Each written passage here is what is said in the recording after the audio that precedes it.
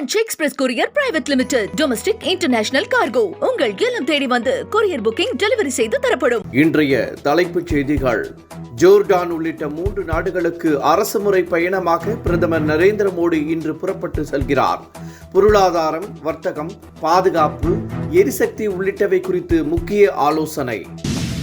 பாஜகவிற்கு எதிராக சித்தாந்த போர் நடத்தும் ஒரே மாநில கட்சி திமுக தான் என முதலமைச்சர் மு.க.ஸ்டாலின் பேச்சு. அமித்ஷா அல்ல, சங்கி படையே வந்தாலும் பாஜகவால் வெற்றி பெற முடியாத இடம் தமிழ்நாடு என்றும் திட்டவட்டம். டெல்லியில் மத்திய உள்துறை அமைச்சர் அமித்ஷாவிடம் பேசியது என்ன? நயினா நாகேந்திரன் விளக்கம். டாஸ்மாக் கடைகளில் பாட்டிலுக்கு அதிக பணம் வசூலிப்பதை தடுக்க எம்ஆர்பி விலைக்கு மட்டுமே பில் வழங்கும் முறை விரைவில் அறிமுகம். மது பிரியர்கள் மகிழ்ச்சி. நடிகர் விஜயின் ஜனநாயகன் படத்துடன் தியேட்டர்களில் மோதுகிறதா எஸ்கேவின் பராசக்தி? குழு விளக்கம். இனி விரிவான செய்திகள். ஜோர்டான் உள்ளிட்ட 3 நாடுகளுக்கு அரசுமுறை பயணமாக பிரதமர் நரேந்திர மோடி இன்று புறப்பட்டு செல்கிறார். 4 நாட்கள் பயணம் மேற்கொள்ளும் பிரதமர் மோடி பொருளாதாரம், வர்த்தகம், இருதரப்பு உறவு, பாதுகாப்பு, எரிசக்தி, முதலீடு, தொழில்நுட்பம் உள்ளிட்ட பல்வேறு துறைகள் குறித்து முக்கிய ஆலோசனை நடத்துகிறார். பிரதமரின் இந்த பயணத்தின் போது இந்தியா, ஆப்பிரிக்க நாடுகளுக்கு இடையிலான உறவு மேலும் மேம்படும் என கூறப்படுகிறது. அமித்ஷா அல்ல, சங்கி கூட்டமே வந்தாலும் தமிழகத்தில் பாஜக ஆட்சி அமைக்க முடியாது என முதலமைச்சர் மு.க.ஸ்டாலின் திட்டவட்டமாக தெரிவித்துள்ளார். திமுக இளைஞரணி வடக்கு மண்டல நிர்வாகிகள் சந்திப்பு கூட்டம் திருவண்ணாமலையில் நடைபெற்றது. இதில் கலந்து கொண்டு உரையாற்றிய முதலமைச்சர் மு.க.ஸ்டாலின், நாட்டிலேயே பாஜகவிற்கு எதிராக சித்தாந்த ரீதியிலாக போராடி வரும் ஒரே மாநில கட்சி திமுக தான் என குறிப்பிட்டார். இதுவரை பாஜக வெற்றி பெற முடியாத ஒரே மாநிலம் தமிழகம் என்றுதான் முதலமைச்சர் குறிப்பிட்டார். தமிழகத்தில் அடுத்த ஆண்டு தேர்தல் நடைபெற உள்ள நிலையில் அதில் பாஜக தீவிர கவனம் செலுத்தி வருகிறது. இந்த நிலையில் பீகார் உள்ளிட்ட மாநிலங்கள் தங்கள் செயல்பாடுகள் நிறைவேற்றப்பட்டு விட்டதாகவும் இனி அடுத்தது தமிழகம்தான் எனவும் இதற்காக முதலமைச்சர் மு.க.ஸ்டாலின் தயாராக இருக்க வேண்டும் எனவும் மத்திய உள்துறை அமைச்சர் அமித்ஷா அண்மையில் கூறியிருந்தார்.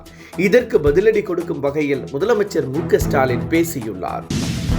தெய்வீகத்தை நிராகரிக்கக்கூடியவர்கள் தமிழக மக்கள் இல்லை என மத்திய நிதியமைச்சர் நிர்மலா சீதாராமன் காட்டமாக தெரிவித்துள்ளார். செம்பிடுகு முத்திரையர் தபால் தலை வெளியீட்டு விழாவில் கலந்து கொண்டு உரையாற்றிய அவர், செம்பிடுகு முத்திரையர் தபால் தலை வெளியிட எப்போதோ முடிவு செய்யப்பட்டதாகவும், ஆனால் ஒரு தமிழர் துணை ஜனாதிபதி ஆன பிறகு வெளியிடும்படி அமைந்துவிட்டதாகவும் தெரிவித்தார். நாம் அனைவரும் அனைத்து மதத்தினரையும் மதித்து நடக்க வேண்டும் என்றும் நிர்மலா சீதாராமன் வலியுறுத்தினார். அதிமுக ஒரு இன்ஜின் இல்லாத கார் என துணை முதலமைச்சர் உதயநிதி ஸ்டாலின் சாடியுள்ளார். பழைய அடிமைகளுடன் புதிய அடிமைகளை சேர்த்து கொண்டு தமிழகத்திற்குள் நுழைய பாஜக முயற்சிக்கிறது என்றும் அவர் கூறியுள்ளார். திருவண்ணாமலையில் நடைபெற்ற இளைஞரணி நிர்வாகிகள் சந்திப்பு கூட்டத்தில் பேசிய அவர், இன்ஜின் இல்லாத காராக உள்ள அதிமுகவை பாஜக எனும் லாரி கட்டி இழுத்து வருவதாக விமர்சித்தார். தமிழகத்தில் சட்டம் ஒழுங்கை காப்பாற்ற வேண்டும் என பேசும் இபிஎஸ் முதலில் அதிமுகவை காப்பாற்றிக் கொள்ள வேண்டும் என்றும் கூறினார். டெல்லி சென்றிருந்த நயினா நாகேந்திரன் மத்திய உள்துறை அமைச்சர் அமித்ஷாவை சந்தித்து பேசினார். மத்திய அமைச்சரை மரியாதை நிமித்தமாக சந்தித்ததாக நயினா நாகேந்திரன் விளக்கமளித்தார். ஆனால் தமிழக அரசியல் உள்ளிட்ட விவகாரங்கள் குறித்தும், அதிமுக கூட்டணி, தொகுதி பகிர்வு, ஓபிஎஸ் டிடிவி சேர்ப்பு உள்ளிட்ட விவகாரங்கள் குறித்து அவர் பேசியதாக தகவல் வெளியாகியிருந்தது. ஓபிஎஸ்ஐ அதிமுகவில் சேர்ப்பதற்கு இபிஎஸ் தொடர்ந்து மறுத்து வரும் நிலையில் எப்படியாவது கூட்டணிக்குள் ஓபிஎஸ்ஐ இழுக்க வேண்டும் என பாஜக முயற்சி செய்து வருவதாக தகவல் வெளியாகியுள்ளது. டாஸ்மாக் கடைகளில் பாட்டில்களுக்கு அதிக கட்டணம் வசூலிக்கும் பிரச்சினை நிர்வாகத்திற்கு பெரும் தலைவலியாக மாறியுள்ளது. இதற்கு அரசு பல்வேறு நடவடிக்கைகளை எடுத்து வருகிறது. இந்த நிலையில் மது பாட்டில்களை எம்ஆர்பி விலையில் மட்டுமே விற்பனை செய்வதை உறுதி செய்ய QR கோட் பில்லிங் முறை விரைவில் அறிமுகப்படுத்தப்பட உள்ளதாக கூறப்படுகிறது.